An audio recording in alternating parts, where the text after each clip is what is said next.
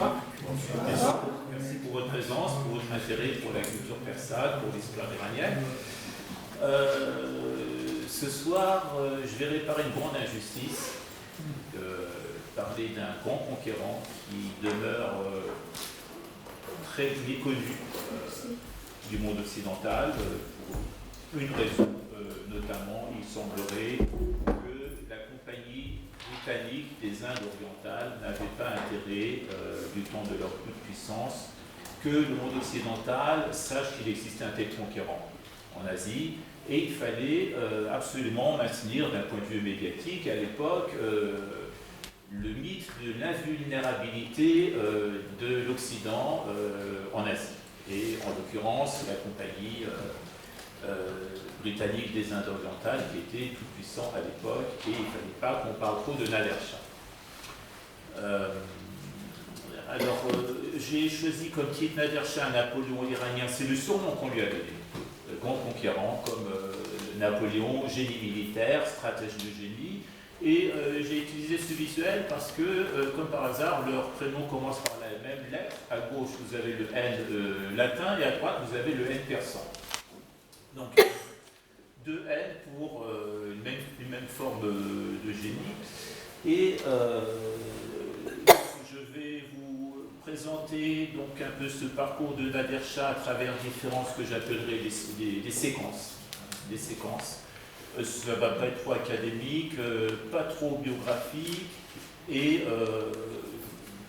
tout à la fin, donc, il y aura une petite surprise, parce que je suis un petit peu aussi concerné donc, par cette histoire de Nader Shah. Donc ça, ce sera pour la fin.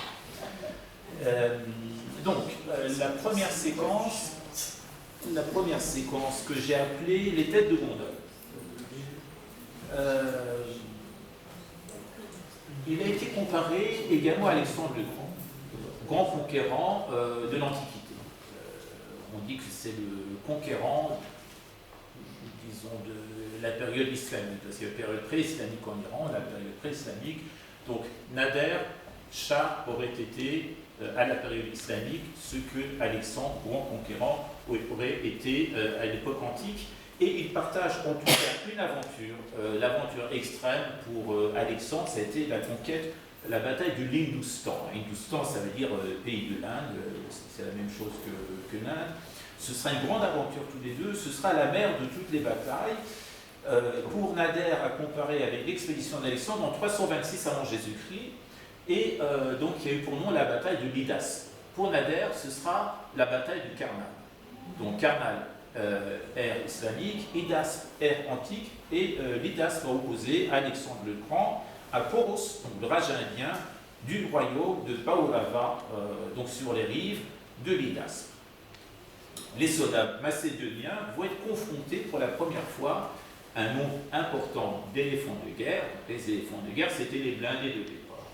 Rien ne leur résistait, et tous les deux, à plusieurs siècles d'intervalle, ils ont été confrontés à ces phénomènes qui étaient les éléphants de guerre. Et donc vous allez voir comment Nader Shah s'en est sorti. On compare Nader, donc j'en ai parlé tout à l'heure, à... pardon. Il peut avoir une date, s'il vous plaît. Alors, la bataille d'Idas, c'est 326 avant. Mais la naissance de Nader Shah. Alors, la naissance de Nader, 1769. Merci. Oui, vous avez raison de me demander. J'y serai revenu. Et la date de la mort, c'est 1821. Non, pardon, Nader Shah, 1688, 1747. 1688, 1747. C'est parce que je faisais un parallèle avec Napoléon. En fait, Napoléon est né à une trentaine d'années après Nader Shah. C'était pas très loin l'un.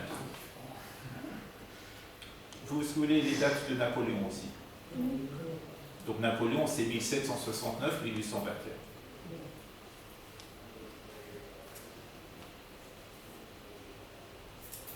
Voilà, donc Nader Shah, surnommé le Napoléon iranien, et on peut dire aussi que la bataille de Karnal, dont je vous parlais tout à l'heure, en Inde de Nader, qui a conquis l'Empire indien, a pu être comparée à, c'était l'Austerlitz persan, donc un chef-d'œuvre de stratégie. Austerlitz le considérait comme le chef-d'œuvre tactique de Napoléon Bonaparte. Sa gloire s'en trouve à son apogée, Napoléon, et la tactique est encore de nos jours enseignée dans de nombreuses écoles militaires. Donc pour Napoléon, Austerlitz, l'équivalent de la bataille de Karnak. Et maintenant, donc une représentation de celui qui nous intéresse, Nader Shah. Alors, je me souviens plus très bien, c'est moi qui ai pris cette photo. Ce n'est pas une photo à partir d'une autre photo, c'est une photo d'un tapis, je pense que je l'ai pris au musée du tapis de Téhéran. Et c'est un tapis absolument magnifique, somptueux, et en soie, a priori, et c'est très parlant, parce que vous retrouvez ici, c'est dire l'importance qu'on accorde en Orient à Nader Shah, qui est très très peu connu en Occident. Comme conquérant, vous voyez sur ce... Alors est-ce qu'il y a des figures que vous reconnaissez? À part Nader Shah qui est au milieu, bien entendu, hein, est-ce qu'il y a des figures que vous reconnaissez autour? Oui, lesquelles? En haut, ça c'est Cyrus. C'est Cyrus. Cyrus, oui, Cyrus le Grand. Oui. Alors, attention. Peut-être Darius. L'arbre, c'est Achéménide. Achéménide. Alors, voilà, Darius. Alors, ici, Kalimkhan. très bien. Ici, Shah Abbas. très bien. Et là? Et Khosrow. Très bien. Bien, il connaît bien la leçon, là. Vincent. Voilà. Et alors, ce qui est très surprenant dans ce tapis, c'est que, bon, vous avez les plus grands rois donc de l'histoire de l'Iran, mais vous avez Nader Shah au milieu. Donc, c'est dire à quel point, dans l'imagination, et ça dit aussi frappe l'artiste, c'est la figure du conquérant. La figure du conquérant, malgré ces rois qui avaient conquis le monde, que ce soit la période achéménide, sassanide et puis safanide par la suite. Et aussi, donc, comme je disais, c'est le monde de la justice qui soit si peu connu en Occident. Voilà, donc Nader Shah devant ses troupes avec sa fameuse hache qui le représente et son chapeau, son bonnet avec l'aigrette. Maintenant, la séquence, les origines. Les origines de Nader Shah. Alors, Nader Shah, il est turc d'origine. Il n'est pas persan. Et donc, si on remonte très loin, il fait partie d'un ensemble de tribus qui s'appelait les Oghuz. En turc, Oghuz, c'était des tribus qu'on considère qui étaient comme le rameau d'origine, donc des Turcs qui se sont établis par la suite, qui ont migré vers l'Asie occidentale. Turquie, Iran occidental. Et en fait, le nom d'Oghuz, sert à désigner tribu. Hein, ça veut dire tribu. Et on les désigne aussi sous le nom de Turkmène. Là, vous avez une cérémonie d'initiation, donc on est en train de... C'est comme une sorte de clan de chevalerie, on est en train de rendre hommage au courage d'un guerrier Auguste. Donc ils sont originaires d'Asie centrale et ils ont été à l'origine de grandes dynasties comme celle des Moutons Blancs, Argoyunlu en turc, et des Ottomans. Donc, les Ottomans étaient à l'origine des Augustes. Et nous allons maintenant jeter un coup d'œil sur la carte, voilà comment ça se passe. Donc vous avez ces tribus qui ont migré du nord vers l'Occident, qui se sont établis, donc là on appelait la Sublime Porte, en Anatolie, le royaume ottoman, un peu dans cette région du Caucase, en Azerbaïdjan, donc l'Azerbaïdjan côté iranien et ce qui est actuellement la République d'Azerbaïdjan. Et par la suite, tant qu'on a donc cette carte sous les yeux, parce que ça va bouger pas mal, ces peuples-là, à l'intérieur de ces peuples, il y aura deux clans. Le clan des Afshar, il y aura ce qu'on appelle les Afshar Rasemlou et les Afshar Ralafou, qui vont être dirigés. Donc un sultan séfévide va les déplacer vers cette région du Khorasan. Alors c'est là que tout débute, dans cette région du nord-est de l'Iran, où Nader Shah va naître. Et ces tribus turques vont s'implanter ici, et donc ce qui nous intéresse, c'est le clan des Afshar Ralafou, dont fait partie Nader Shah. Tant qu'on a la carte sous les yeux, tant qu'à faire, donc faire un point, expliquer un peu quelle était la situation à l'époque. Nous sommes du temps de la dynastie des Séfévides qui ont plein déclin, ils prennent des coups de partout, il y a des invasions dans tous les sens. À l'est, vous avez les invasions donc des tribus afghanes, des tribus turkmènes. Alors c'est pour ça d'ailleurs qu'on les emmène ici, parce qu'on dit que c'est des Turkmènes, ils se connaissent, ils savent se bagarrer, donc c'est bien, ils vont protéger les frontières, ils vont bien se taper donc sur la figure entre eux. Vous avez donc des invasions ouzbèques qui viennent de l'Est. À l'Ouest, vous avez donc la menace de l'Empire russe au nord et la menace de l'Empire ottoman au nord-ouest. Au sud, vous avez les Arabes, voilà, donc je pense que j'ai rien oublié, ça fait pas mal de monde. Et Nader, donc il naît durant cette période tourmentée qui correspond à la fin, au déclin de l'Empire safavide. Alors, comme je le disais, du temps du Shah Ismaïl le Safavide, 6 clans sont venus de l'Anatolie ottomane vers l'est de l'Iran. Dont celui des Afshar, qui était divisé en 2 clans, comme je vous ai dit, Afshar Rossebdou, Afshar Tarakhlou. Aujourd'hui, en Iran, vous avez des familles qui s'appellent Afshar Rossebdou. Des Afshar Tarakhlou, vous en verrez pas. Moi, j'en ai pas vu. Et donc, je vous expliquerai tout à l'heure, ils ont changé de nom. Et donc, Nader Shah, lui, il est originaire de ce clan des Afshar Tarakhlou. Maintenant, on va passer à la séquence des années d'apprentissage.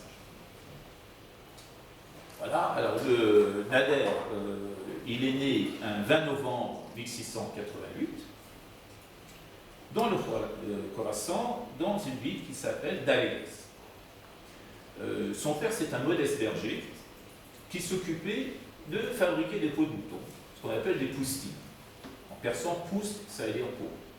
Alors, je ne sais pas si vous connaissez ça. Quand j'étais jeune, on avait ça, on portait ça, c'est plus à la mode maintenant on porte les doudounes Uniqlo, hein, c'est beaucoup plus léger, mais avant on avait ce qu'on appelle la moumoute.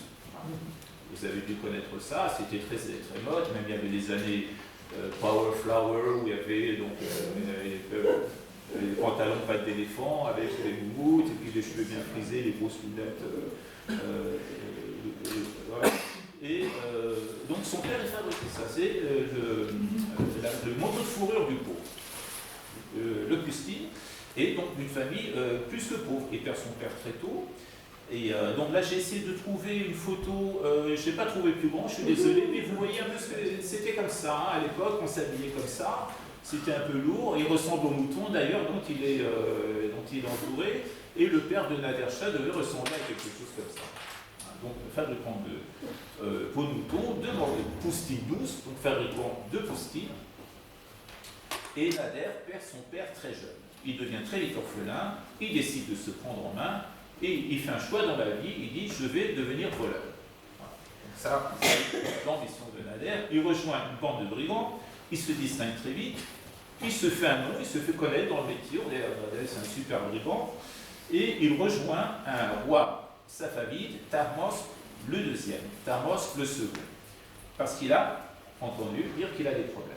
Donc il dit « voilà, je sais pas, je vais me présenter, je vais proposer les services ». La dynastie est en plein effritement. Et donc les Safavides, donc si vous souhaitez une date, les Safavides ont régné sur la Perse de 1501 à 1736. Donc ça fait quand même beaucoup, du 16e au 18e siècle. 1501 à 1736. Donc Nader, grand guerrier, super bandit, super voleur, il devient le général en chef de Tahmasp II le Safavide.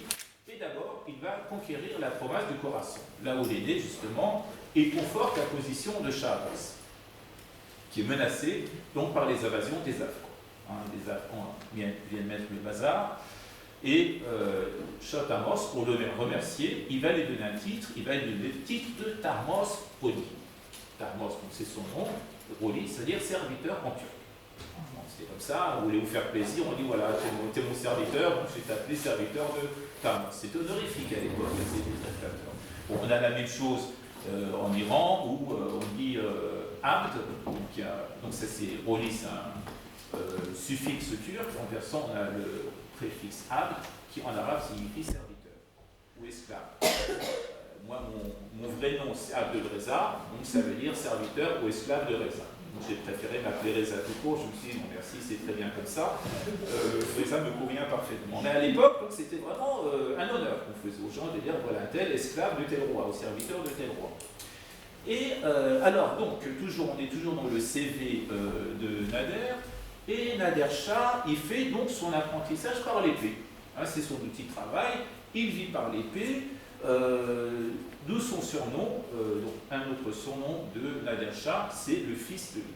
Nader Shah, le fils de l'épée. Et selon certaines sources, ça correspond à une phrase célèbre qu'il leur employait quand il a été donc accueilli dans une réception donnée par le sultan de l'Inde, Muhammad Shah.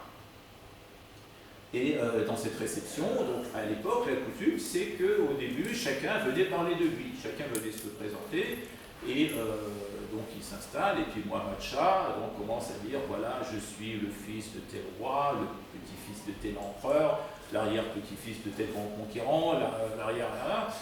Et puis on dit, monsieur Nader Shah, alors vous, allez-y, racontez, parlez-nous de vos origines, de votre famille.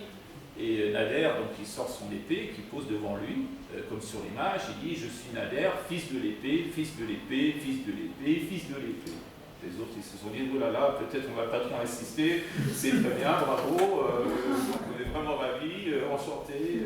Et depuis, donc, voilà, c'est des gens qui ont dit que Nader a été surnommé fils de l'épée.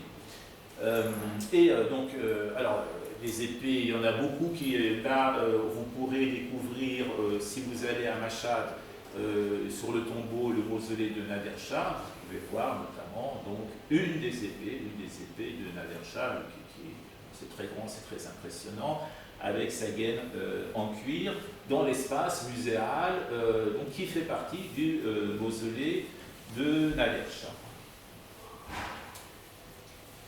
Alors, la bio de Nader Shah, son parcours. Alors, il y a une référence, c'est le livre de Michael Axworthy, que vous voyez ici, ça n'a pas été traduit en français, malheureusement, donc professeur de l'université d'Exeter. Il a publié donc, son ouvrage The Sword of Persia en 2006. Et donc Nader a régné précisément de 1736 à 1747. 1736-1747, il sera l'artisan de la fin de la prestigieuse dynastie des Safavides. Donc, vous le savez, l'apogée de la puissance s'est manifestée sous le roi Abbas, Shah Abbas Ier, 1588-1629. Alors, qu'est-ce qui se passe donc, du temps de Nader?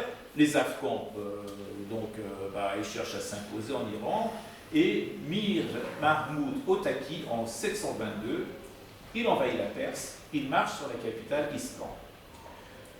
À cette époque, le 9e et dernier grand safavide, qui s'appelle Sultan Hussein, il règne sur la Perse, il est destitué par les rebelles afghans, donc il s'installe en Iran, et son règne marque la chute de la dynastie. Mais il a un fils qui s'appelle donc Shah Tahmasp II. Il s'enfuit d'Isfahan, il se réfugie dans la ville de Razvin, et là-bas, il se proclame roi. Il dit, voilà, je suis l'héritier, mais bon, à l'époque, il fallait aussi des gens qui aillent des partisans. Mais les gouverneurs, ils se disent, non, on ne te reconnaît pas, on ne veut pas de toi.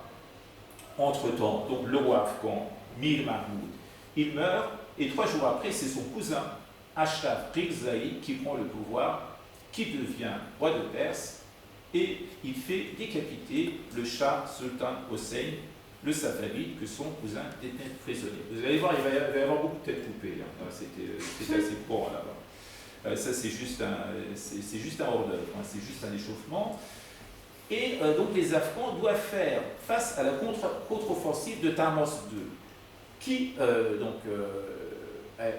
eu l'aide de Nader Shah. Donc, Nader Shah est avec Shah Tahmasp II, et ça va compliquer la tâche des Afghans. Et Nader Shah va défier donc ce roi afghan à la bataille de Damghan en 1729. Il va chasser les Afghans de l'Iran en 1730.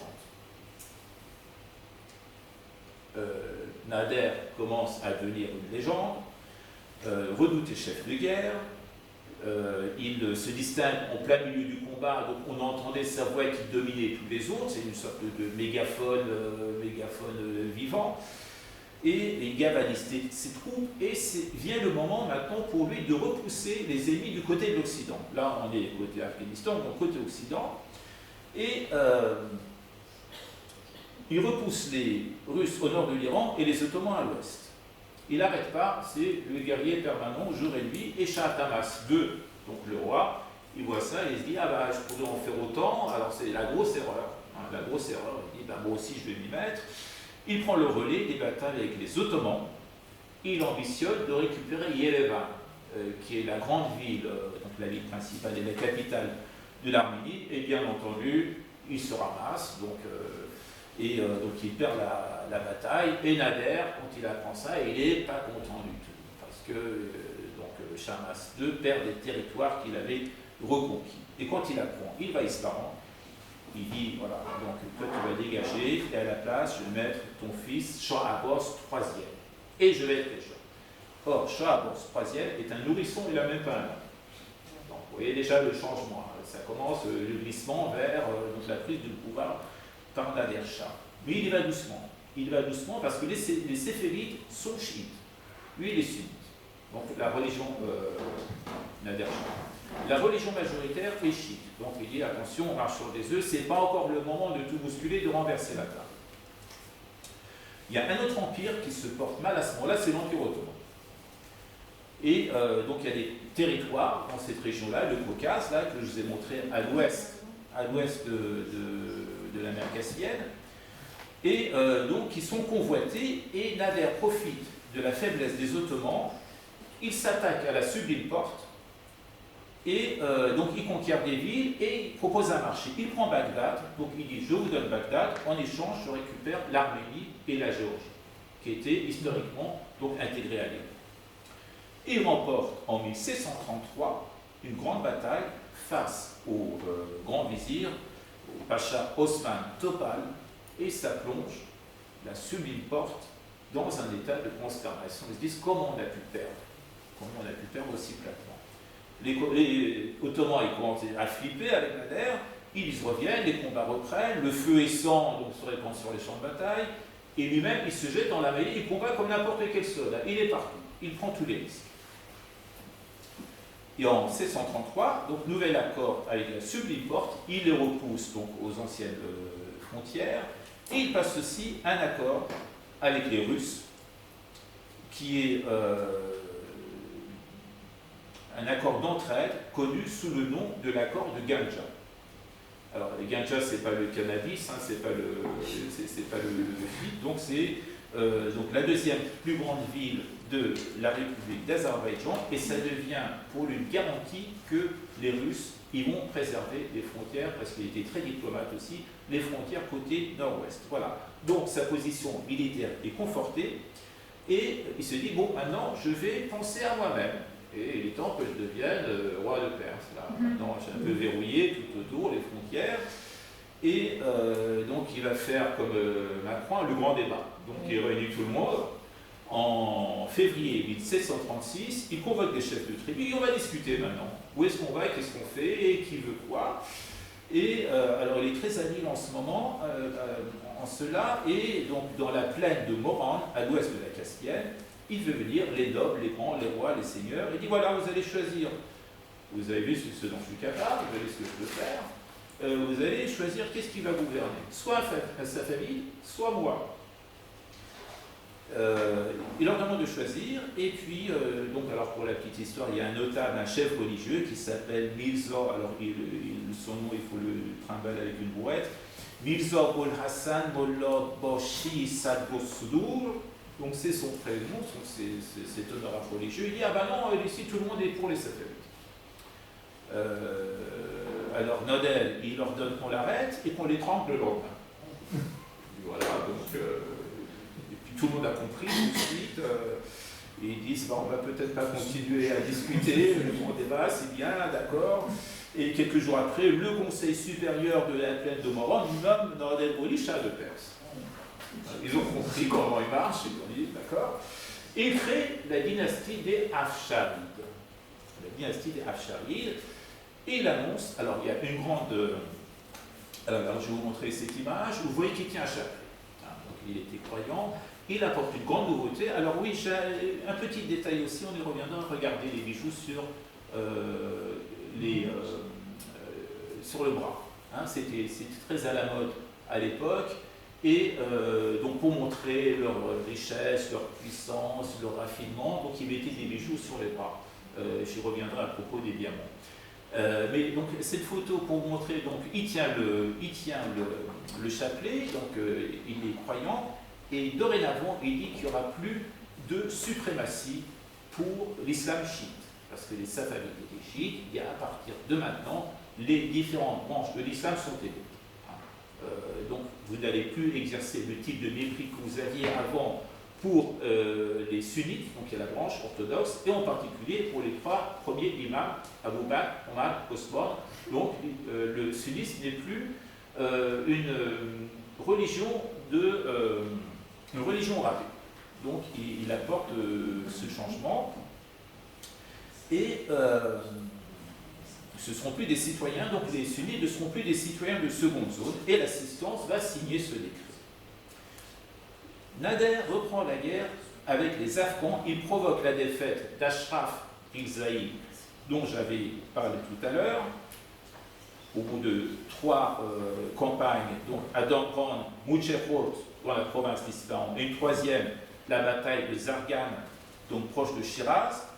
C'est la course-poursuite, les Afghans s'enfuient et ils pénètrent à leur suite en Afghanistan. Il les suit jusqu'en Afghanistan, il investit Kandahar, Ghazni, Kaboul, Lahore, et ça provoque l'effondrement de la dynastie afghane des Hotek. Voilà, donc ça c'est, il règle le compte des Afghans. Maintenant, je vais parler de l'armée. Séquence armée. Alors, l'armée c'est la grande affaire de Nader Shah, et pour le malheur du peuple, il impose des impôts et des taxes très lourds. Et pour financer ses campagnes. Alors, il n'y avait pas de gilet jaune à l'époque, donc tout le monde subissait, donc les gens payent des impôts à n'en pas finir. Et alors c'est un grand stratège, en même temps c'est un modernisateur, il met en place une nouvelle manière de faire la guerre moderne, avec des équipements performants. Alors voici quelques illustrations. Ici vous voyez un fantassin, donc arme à feu, poignard, donc épée, et la coiffe traditionnelle donc, de ces Turcs, et en particulier celle de la famille Afshar. Ici vous avez un autre guerrier qui porte une bannière sur laquelle figure l'armoirie de la Perse, donc c'est le symbole de l'Empire perse qui existait depuis très longtemps, qui est le lion et le soleil, et qui a existé, donc qui a perduré jusqu'au dernier Shah d'Iran, donc Mohammad Reza Pahlavi, qui a été changé après avec la République islamique, mais c'est un symbole qui existait depuis très ancien, donc le symbole, donc les armoiries du lion et du soleil, emblème de la monarchie jusqu'au dernier roi d'Iran. Ici, vous avez donc un guerrier qui porte un drapeau avec 6 bandes. Alors, je suppose, je n'ai pas pu aller trop loin dans la recherche, que ça correspondait à des ethnies qui étaient fédérées, à des tribus qui étaient fédérées. Il me semble que c'est ça. Un autre, donc ça, ce serait plutôt une représentation de Nader Shah avec la fameuse hache sur l'épaule. Les chameaux, c'était rapide, c'était résistant, ça pouvait faire des kilomètres et des kilomètres sans boire et sans manger. C'était vraiment donc un moyen de faire la guerre qui était très performant. Et vous avez ici, donc ça, vous aviez des unités mobiles, c'est des sortes de voltigeurs, hein, et semi-légers à dos de chameau, et qu'on appelle en persan Zambourakchi. Zambourak, c'est le nom de ce petit canon que vous voyez sur le dos du chameau. Donc c'était très performant, ça causait des dégâts, ça permettait de se déplacer rapidement, on attaquait par vagues, et on y parvenait même jusqu'à faire monter les canons jusqu'au-dessus des murs de la forteresse qu'ils assiégeaient, et puis de là-haut pour tirer à l'intérieur de la ville. Voilà, donc ça permettait d'avoir des troupes extrêmement mobiles et de faire des opérations coup de poing. Alors je précise qu'il ne tirait pas comme ça, parce que s'il tirait, le chameau se retrouvait les 4 pattes en l'air, et puis le cavalier aussi. Le chameau se posait, de sorte à assurer une stabilité, et l'artilleur tirait, et ça lui permettait de tourner, donc il avait la capacité de pivoter autour du chameau. Une fois qu'il avait fait des dégâts, le chariot se levait et changeait de position. Donc Zimboulak, Zimboulakchi. Zimboulak, ça peut se traduire par petite guêpe. Ah, c'est comme donner des petits coups. Et Zimboulak aussi, ça signifie aussi garbard. L'instrument de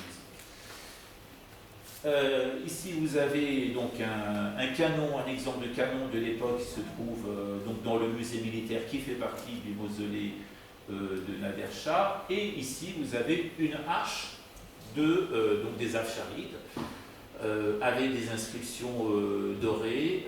Alors, je ne sais pas si ce sont des inscriptions religieuses ou ce sont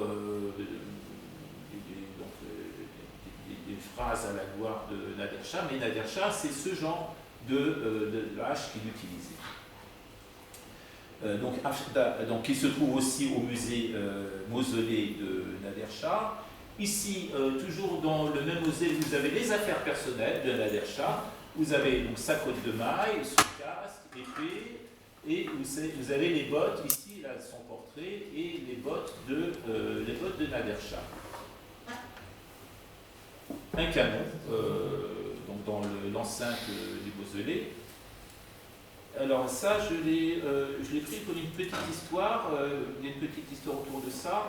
Ça se trouve pas en Iran, c'est une épée qui avait été volée, qui se trouve dans le Daghestan. Donc c'est une république qui se trouve au nord-ouest de la Caspienne. Et donc c'est dans une république fédérée russe, un musée qui s'appelle Musée Koubachi, où se trouvait une des épées de Nader Shah qui avait été volée. Alors ça avait défrayé la chronique, on l'a retrouvée quelques temps après, et ça avait fait pas mal de bruit, l'histoire du vol de cette épée. Et dans les illustrations, l'iconographie, j'ai trouvé aussi cette épée qui est présentée comme l'épée de Nader Shah. Alors il faut faire attention, il y a un peu de tout et n'importe quoi sur Internet.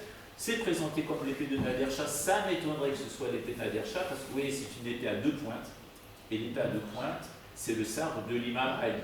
Et l'imam Ali, donc c'est le premier imam de la branche chiite de l'islam.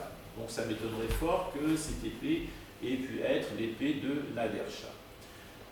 Alors, oui, quelques mots sur la marine. Alors, oui. Vous avez une question? Non, c'était exactement ma question sur la marine en fait. Est-ce qu'il y en avait? Alors, je vais en parler. Voilà. Je vais en parler. Alors, il met en place effectivement donc des équipements pour créer une véritable marine, une véritable flotte de guerre, parce qu'il ne voulait pas demeurer en reste face aux Russes, aux Anglais, qui étaient les puissances maritimes de l'époque, et il fallait préserver ses frontières, au nord de la mer Caspienne, au sud du Golfe Persique. Et il prend à son service, en 1742, un certain monsieur John Elton, donc anglais, officier britannique de la navale, et il lui donne le titre d'amiral. Il dit voilà, donc toi tu vas bosser pour moi, et il lui donne un titre honorifique, Jamal Bek. Il donne un titre honorifique turc, et tu l'as tapé Jamal Bek, il dit très honoré, merci votre majesté. Donc Bek, c'est le diminutif du bouyouk, qui en turc signifie grand. Hein, c'est pas la voiture bouyouk américaine, donc ça signifie grand, et Jamal, c'est le visage, un beau visage, grand visage. Et il lui dit voilà, donc toi tu vas être l'amiral, tu vas t'occuper du chantier naval, et tu vas me construire un véritable bateau de guerre. Et donc ce sera la première unité marine qui sera équipée de 20 pièces de canon, ce qui était énorme à l'époque, et bien entendu, il sera baptisé Nader Shah. Et ce bateau donc, va être mis à la mer, il va croiser au large de la province du Gilan, dans la mer Caspienne, et Nader Shah intime l'ordre aux unités navales russes, quand vous passerez à côté de ce bateau, en signe de respect, vous allez monter le pavillon. On dira c'est le bateau de Nader Shah, donc en signe de respect, vous allez arborer vos pavillons. Voilà. Donc ça c'était la séquence armée. Maintenant on va passer aux choses sérieuses, de la guerre du siècle. La guerre du siècle, c'est la guerre de Karnak, la guerre en Inde. Alors, les Afghans sont défaits, et puis c'est un jeu du chat et de la souris, parce que Nader Shah les poursuit, ils vont en Afghanistan, quand les troupes iraniennes reviennent en Iran, les Afghans reviennent à l'intérieur. Et ils commencent à en avoir un passé, à chaque fois une mise en garde, et il envoie un message. Non, pardon, excusez-moi. Ils allaient en Inde, ils allaient se réfugier en Inde, pas en Afghanistan. Ils traversaient la frontière indienne, il allait se réfugier en Inde et Nader ne pouvait pas pénétrer comme ça en Inde. Alors il envoie un message à Muhammad Shah le Gourkani. Donc ça c'est le nom à retenir. Le sultan mongol à qui il va avoir affaire, ce sera son interlocuteur. Donc il vivra de 1702, donc Muhammad Shah, le grand mongol, de 1702 à 1748. Et là, ce que vous voyez, c'est les Perses qui viennent négocier avec le grand mongol pour dire voilà, il faut nous rendre ces Afghans qui nous mettent la pagaille. Nader Shah demande que 800 officiers supérieurs afghans soient remis à l'Iran. Au début, il envoie un message pour toi, des cadeaux, sans réponse. La deuxième fois, il envoie une lettre par l'intermédiaire d'un des nobles de la cour. Ça reste sans réponse. La troisième fois, il envoie un certain Bola Arassi, un de ses proches, avec 3 conditions. Il dit soit vous fermez les frontières aux Afghans, soit vous me les remettez, soit vous nous laissez entrer en Inde avec notre groupe. Et on fait notre affaire. Ça reste de longs mois sans réponse. Nader, il envoie Muhammad Khan, le Turkmène, donc, qui était proche de lui, un guerrier valeureux, pour de nouveau le relancer, parce qu'il était très diplomate. Mais, grosse erreur du grand Mogol, il fait tuer l'envoyé. Et là, Nader dit, on va voir ce qu'on va voir.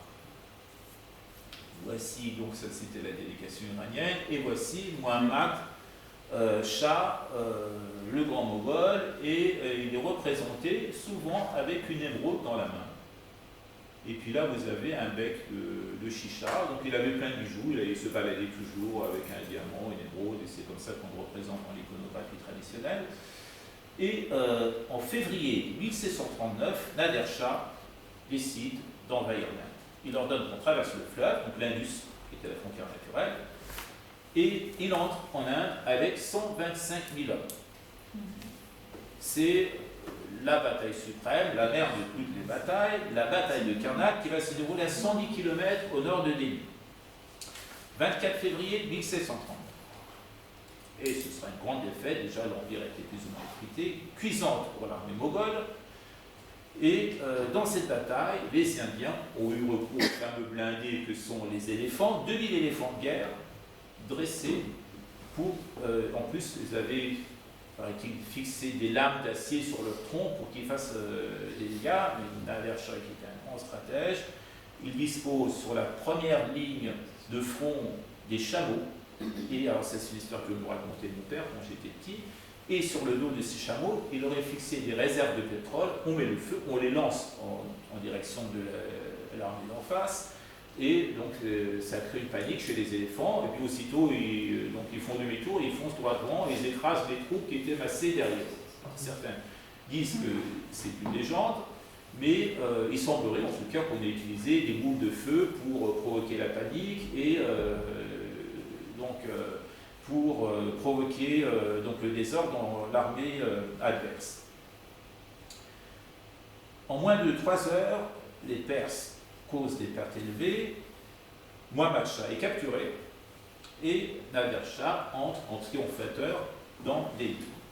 Voilà, donc une scène parmi d'autres, Nader Shah sur son cheval et Muhammad Shah en face sur son éléphant. Ils arrivent à Delhi, pas encore New, avec l'otage de marque, le sultan mongol, et dans la foulée, 800 Afghans sont capturés par les Iraniens et ils sont pendus publiquement dans la capitale. Voilà. On commence doucement d'abord, et Nader doit prendre possession du palais parce que ce que tout le monde sait, c'est que personne n'ignore, c'est qu'il y a des trésors absolument fabuleux donc dans cette ville de Delhi. Il dit, voilà, donc à Muhammad Shah, je te laisse la vie sauve, tu peux garder ta couronne, je te demande juste les clés et ça du trésor. Après, je me débrouille. Mais il se passe quelque chose, il se passe un drame, c'est une tragédie, c'est que les Indiens, donc on répand une fausse nouvelle, une rumeur, selon laquelle Nader Shah aurait été tué. Et la nuit, les Indiens donc, se rebellent et se révoltent, ils se soulèvent, ils tuent 2500 personnes. Le matin, à l'aube, Nader, quand il apprend ça, il devient fou furieux, et il décide de faire payer toute la population. Et il ordonne un massacre général. massacre général. Donc, permission de tuer, piller, maisons, boutiques. Le bilan varie entre 80 000 et 250 000 tués dans la ville de Lille. Voilà, dégâts considérables. Et le mois de